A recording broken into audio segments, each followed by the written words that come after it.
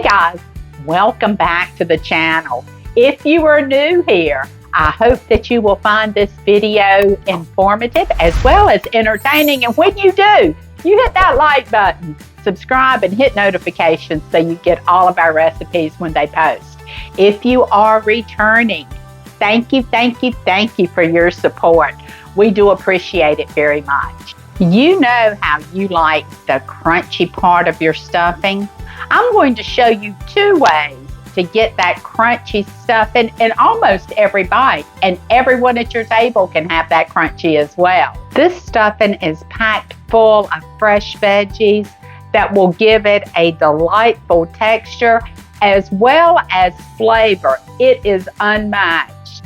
What I'll be using in this stuffing is celery, onion, garlic, red pepper, mushrooms, these are portobellos. I'll be using parsley, 1 egg, 1 stick of butter, and chicken broth, pepper, 1 bag of stuffing, and then the spices that we're putting in is going to be rosemary, thyme, and that wonderful fall flavor, sage. Let's get started. We're going to start with the celery, and we're going to chop this in small pieces. Our celery is chopped, and you can see that I have it in really small pieces.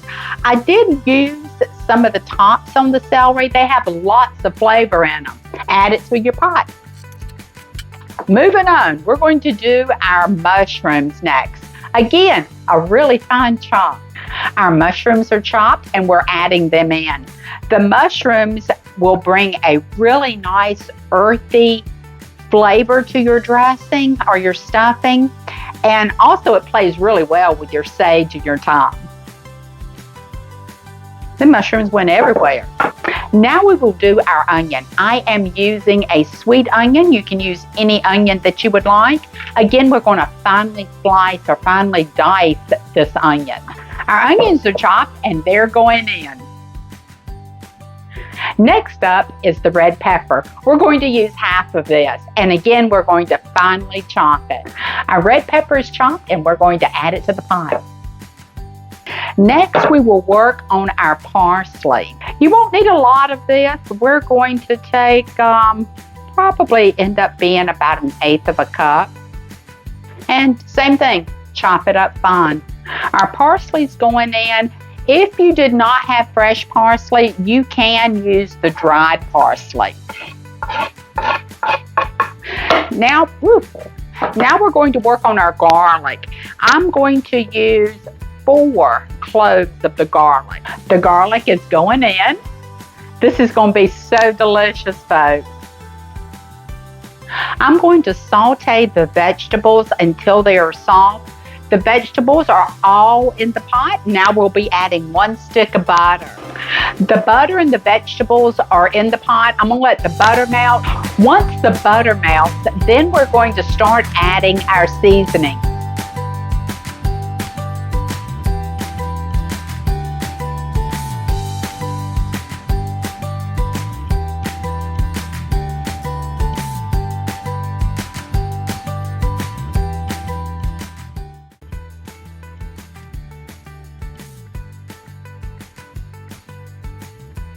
The veggies have gotten tender, and now I'm going to add some chicken broth.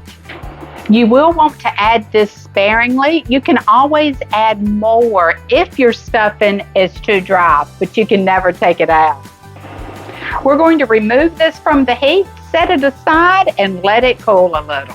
While your veggies are cooling, preheat your oven to 375 and grab a cookie sheet, line it in parchment paper, and also your cupcake pan or your muffin pan, and spray it or grease it in some oil.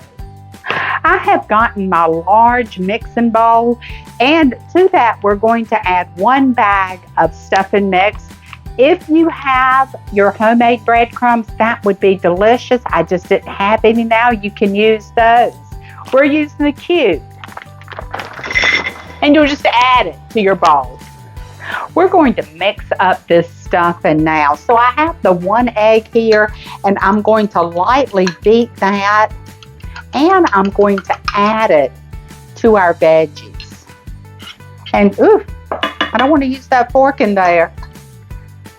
And then we'll just stir it in. And now we'll add the vegetables to the stuffing mix or the bread. Look at all those colors, guys. And it smells so good. So I can already see we're going to need some more chicken broth. So I'm going to add that once I get this stirred in. And then I'll show you the consistency that this should look like whenever you start to bake it. We had added about a half a cup of the broth when we were cooking the vegetables. Now I'm going to add some more. The recipe, which is down in the description, will call for 2 cups. But keep in mind, if you are using less bread, you will want to use less chicken broth. Stir that all really well, and then you'll want to let it sit for just a moment so that it can absorb all of those good flavors.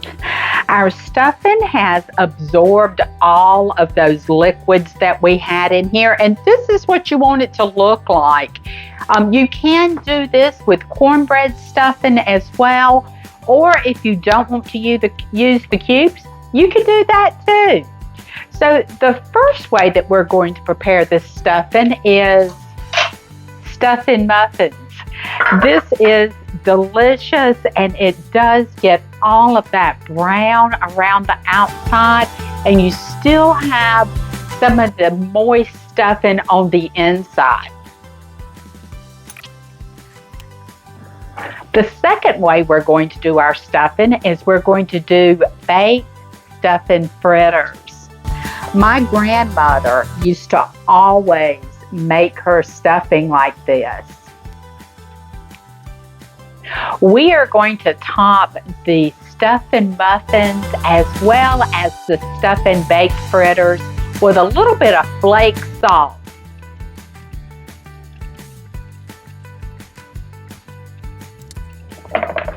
These are going in the oven. Again, it was preheated at 375.